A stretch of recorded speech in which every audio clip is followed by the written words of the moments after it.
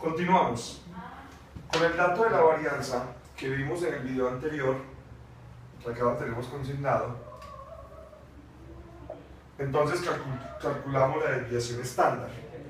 La desviación estándar, contrario a lo que nos decía la varianza, que en el contexto no significaba nada estadísticamente hablando, esta desviación estándar mide la variación de los datos ya en términos absolutos. En términos absolutos significa que no importa si el dato está más, o sea, arriba de la media, que sería positivo en este caso, o si está por debajo de la media, que sería negativo, el dato absoluto me dice a mí que siempre tome valores positivos.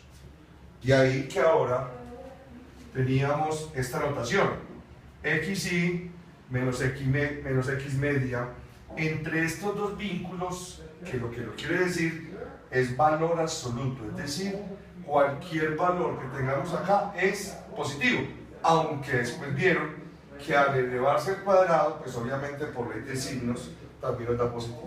¿Listo? Entonces retomemos. Desviación estándar mide la variación de los datos en términos absolutos, recuerden, siempre positivo. Y esa desviación estándar verdaderamente es el parámetro que más adelante vamos a tomar para saber si los datos están agrupados muy cercanos a esa media, sea por arriba o por debajo, o si están muy alejados de la media. Más adelante vemos que ese estar agrupados o no significaría que tengamos una distribución simétrica o asimétrica respectivamente. Para nuestro ejemplo de los salarios, la desviación estándar, es decir, la raíz cuadrada de la varianza, nos da 3.725.5 pesos, es un salario, recuerden, ya, como primera desviación estándar.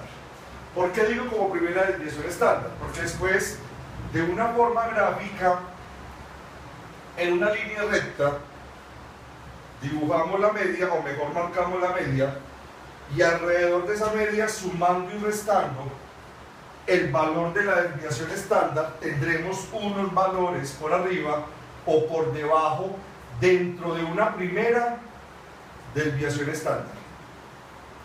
Después tendremos sumar y restar dos desviaciones estándar y tendremos otros valores dentro de las dos primeras desviaciones estándar. Y luego hacemos lo mismo, pero sumando y restando tres desviaciones estándar y tendríamos una cantidad de valores dentro de esas tres desviaciones estándar alrededor de la media. Esa es una distribución que más adelante sabremos si es simétrica o es asimétrica. ¿Cómo interpretamos estas desviaciones estándar después de que las llevamos a una campana o una distribución que más adelante vamos a llamar normal? De la siguiente manera. Una primera forma de interpretar es ya saber si la distribución no es simétrica.